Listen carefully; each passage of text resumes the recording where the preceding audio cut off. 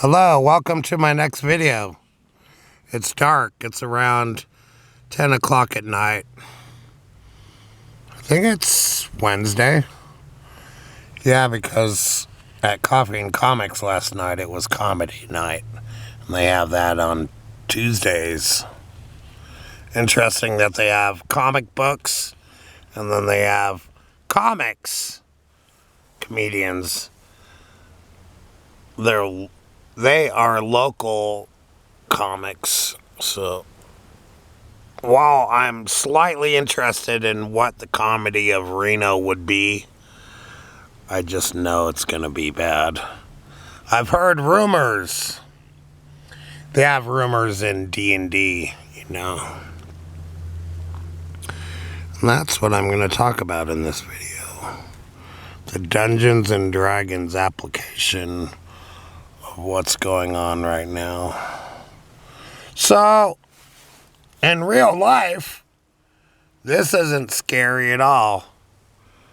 It's just a parking lot. Office Depot is over there, where today I printed up chainmail from a PDF file, around 46 pages, written by Gary Gygax, who is becoming one of my favorite authors. I like Gary's writing. It's all over the place. But he's smart. His game rules tend to not make sense. I've been reading his D&D rules for years, and I can't make heads or tails out of them. Okay. So my phone is charging. I'm all over the place now, too. So, to watch videos in the car. Let's find a place for the camera. I feel like Mr. Rogers at night. Okay. Alright. If you can't see anything, that's okay, because at least you can hear me. Not that anyone wants to hear me anyway. If people really did want to hear me, I'd have millions of hits. So I'm going to roll a cigarette, because that's what I do. I smoke. I still enjoy it.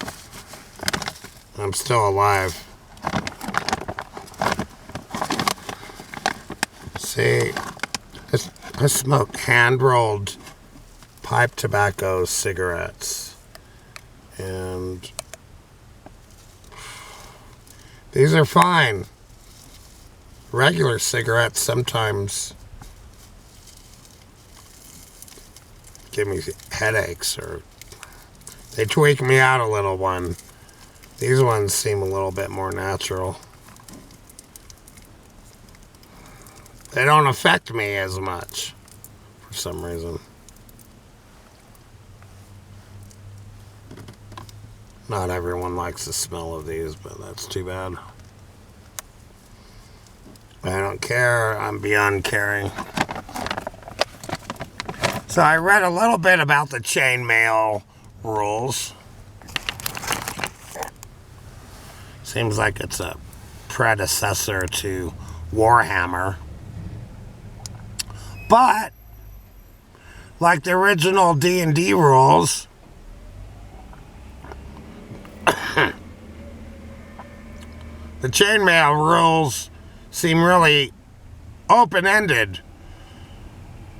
So, as far as I can tell, chainmail gives you some rules for big combat situations, either historical or of a fantasy nature.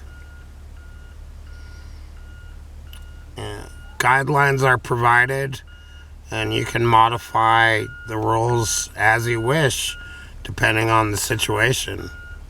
That's really cool. Things aren't set in stone at all. It's an open-ended game. The PDF files that I printed out there of the third edition of Chainmail. I figured I'd print out the third edition so the kinks would be worked out by then, I think. And a lot more playtesting would have occurred, so they would have modified the rules to the best of their capability. Okay, so like with these toys, they're bigger than miniatures. I can get a collection of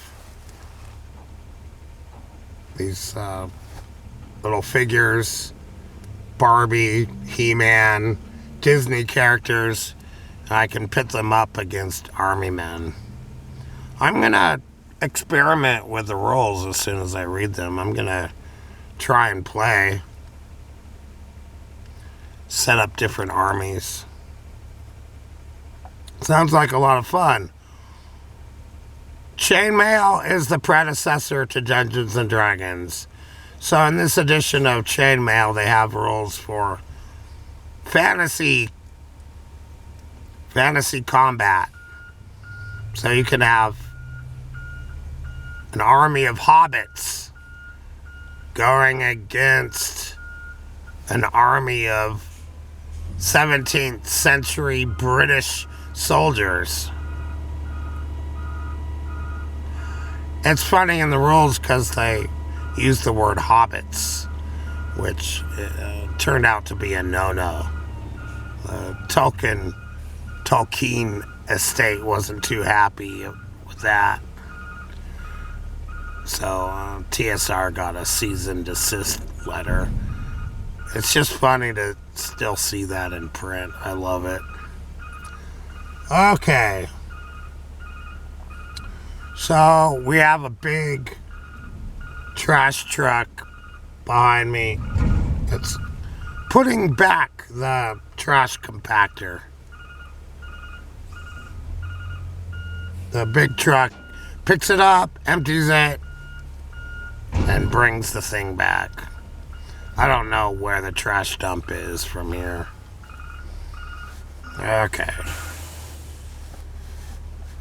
So this is the real world. Now, this whole area that I showed, I'm gonna map it out.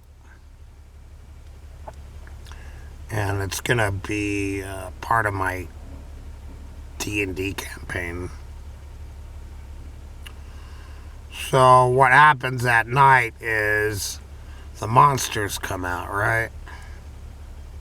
Now, I did have a guy in the last week. I woke up at 3 in the morning, and then a guy just walked like 5 feet from my car. That was scary.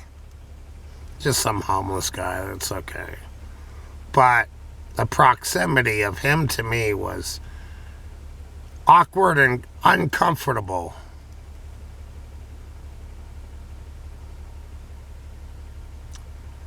So I've been listening, of course, to a lot of H.P. Lovecraft stories, courtesy of Horror Babble. If you don't know that channel on YouTube, you're missing out. Some very good readers of H.P. Lovecraft. There's one guy who's the best. He sounds like I would imagine H.P. Lovecraft actually sound like. Horror Babble seems to be British to me. But they like the H.P. Lovecraft. Okay, so this is the Earth. One of my campaign worlds, it's called Dearth. Earth with a D. Okay, that's a fictional world of my own making. It's my perspective on the planet. And it's pretty realistic, but there's lots of fiction and fantasy and pop culture elements there. So you could be on the planet Dearth adventuring in a dungeon, and then you walk down the stairs to like a prison area, and Samantha from Bewitched is locked up there. So you have to rescue her. Alright. That's something that would happen on the planet Dearth. Okay. But right now, there's zombies and skeletons. If this area was Minecraft, you know how that would be. So putting it into D&D terms, you could just go around the parking lot and kill zombies and skeletons for XP. But when you kill them, it doesn't deplete the monsters. They just keep spawning. Those little kid zombies, they always attack you. I'd like to work in some Minecraft elements into my D&D. Minecraft is D&D for kids. I really think so. There are too many similarities. So a kid could go from Minecraft, playing that from age 6 to 10, and easily move into D&D. Though if a 10-year-old was trying to learn how to play the game from the books, that would be hard to do. I read the books. I still can't figure out how to play. I got the basic gist. Alright, let's check the time. It's going to be a long upload tomorrow. Or download. 12 minutes, that ain't that bad. So I'm on this new site that my brother found. It's called Click-a-Snap. I would promise that I'd put the link in the description box, but I'm so lazy I can't guarantee at this time that I would actually have time to do that. But it's called Click-a-Snap. Exactly as it sounds. And you can upload 20 photos a day as a free person. And then they have different tiers where you can pay more and different things happen. So I have around 40 photos up there now. This site, you can get paid from people looking at your photos. I've made 2 cents, and it's going to require $15 in order to cash out. They also do sales like Zazzle and Fine Art America. So, Click-a-Snap seems to be a money-making opportunity. So get on there. The site seems to need more traffic. Alright. Well, that's enough for now. Just imagine the skeletons and zombies out there wandering around.